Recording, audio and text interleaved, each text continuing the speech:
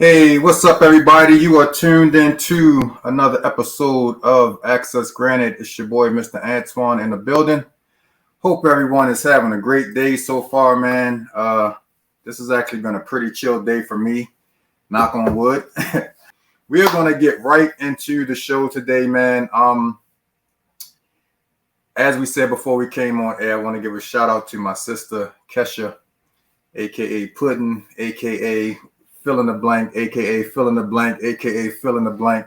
I saw that she was up in New York over the weekend. Looked like she was having a really great time. So shout out to her for making this connection. And I want to welcome this good brother to the show, Thomas Lane. How you doing, bro? Welcome to Access Granted. Well, thank you for having me, brother. I'm so honored to be here today. Absolutely. As I'm sitting here looking at the merch, I will be getting a light blue T-shirt ASAP. Well, thank you, brother. I will definitely get some merch and support the movement, man. First of all, how's everything going with you? Everything is good, man. I see every day that, God give me above the ground, man. I'm blessed. Amen. Amen. And you know what, man? It's funny. It's well, not funny, but it's great that you say that because a lot of times we take that one day for granted. You know what I mean? I don't think people realize that our book of life is already written, and we don't know when that time is, when that time is coming. And sometimes, man, we get so caught up in the day to day and just, all that's going on in our lives that we don't take that time to just sit back and acknowledge the fact that we have one more time to get it right. Especially here in Baltimore, man, you can't turn on the news any day now at this point without hearing about, someone losing their life, unfortunately, man. So, we can't live our life in fear. We have to, go out and do what we can and just, acknowledge, man, when you have that opportunity to, to continue to be here and do stuff like this, you know what I'm saying? Break bread and, I just wanted to put that out there, man, because there's a lot of people that take it for granted. You know what I mean? Yeah, definitely. Two things come to mind that you speak on that. And one is you can't go back and change tomorrow, but you can start the day and make a new ending. And then the other thing is it's 7 days in a week, my brother. It's Monday, Tuesday, Wednesday, Thursday, Friday, Saturday, and Sunday. And someday is not one of them. So we can't take on a someday mentality. We have to make the good use of the time that God has given us and be able to make a difference or impact in this world. And that's what I feel like what you're doing with this podcast platform that you're on. And I appreciate it so much, man, because you are really giving back into the community and allowing people to be reached through this virtual platform. Yeah, I appreciate that, man. And, I tell people all the time, like, hey, thanks everybody for tuning in. How you doing, Yvette? I tell everybody all the time, man, like,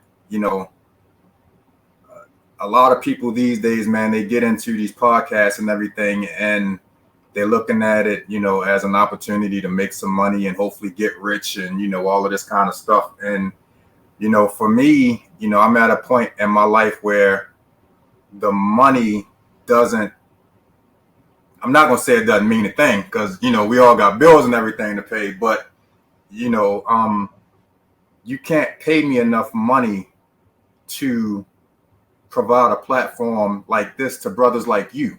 You know what I mean? Like, you can't pay me enough money to have some of the artists to have the opportunity to sit in front of some of the people that I have on this show and, just bring them to the world and introduce people like yourself and some of the other people that, like, you can't put a price on everything. You know what I mean? So I love doing this. I love the fact that I can do it from the comforts of my home. And I just love coming across people like you, man, and just introducing the world, man. If you don't get nothing but one T-shirt sale or one book sale or whatever the case is out of this, I feel like I've done my job because I created that, and I do this very unselfishly, man. Very, very unselfishly. So I appreciate that acknowledgement, man, because a lot of people don't understand. You know what I mean? A lot of people really don't understand it. But that's enough about me, man. Let's get into Thomas Lane. Let's get into. A lot of times we start these conversations and we want to go back and see, you know, and kind of work your way up. I want to start with released. I want to start with this project.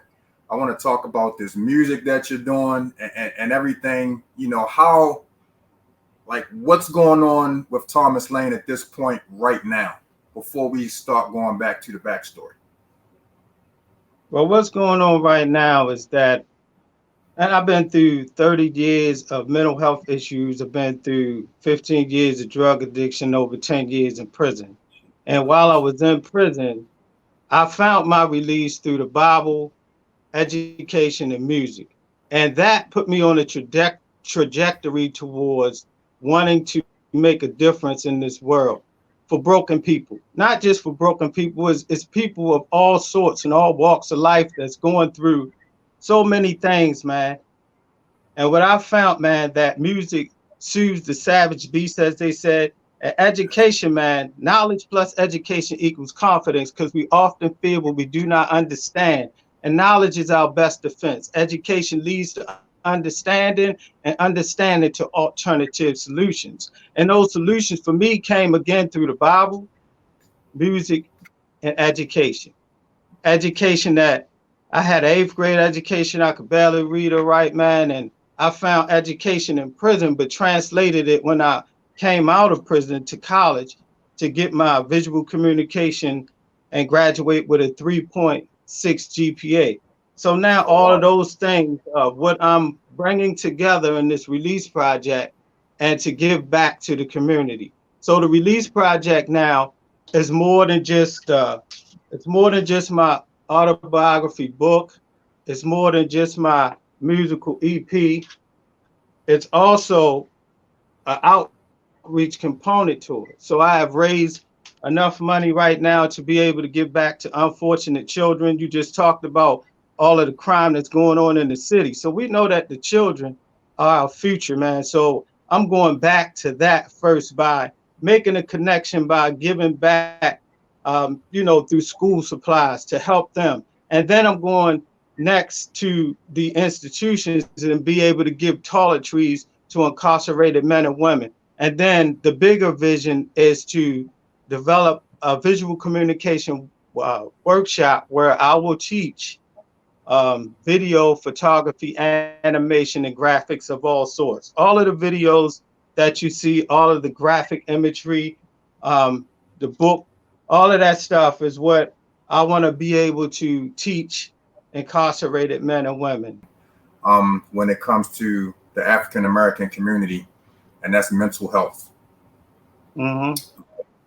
Even though I am a IT/network guy, I actually work for the Maryland Department of Health and the Behavioral Health Administration. So even though I'm not directly in the field, I see a lot of statistics. I see a lot of work that's being done in the mental health world. And, you know, it seems to me like, especially maybe over like the last 5 years, especially, I'll say like maybe 5 to 8 years, I've noticed that a lot of Black people are starting to open up to acknowledging the fact that we need help in that area.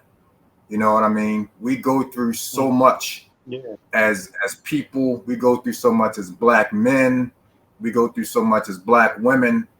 And, you know, for a while, the one example that I always give, man, is, you know, growing up as a Black man, we weren't allowed to show vulnerability. You know, it was, you know, shut up, you know, stop crying, get over it. You're a man, you know, you're a boy, you know.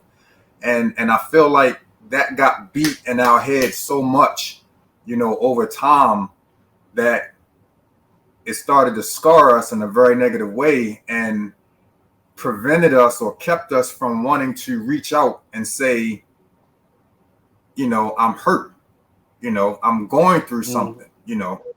So can you just talk a little bit about your situation, and the things that you went through, and a little bit about, your turnaround and how you were able to, first of all, acknowledge that you needed help, because that's the first step, and then, the help that you were able to get.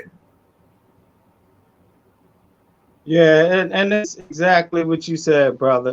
When you growing up in the hood, and I grew up at 945 North Chapel Street. It's in between Ashland Avenue and Eager Street.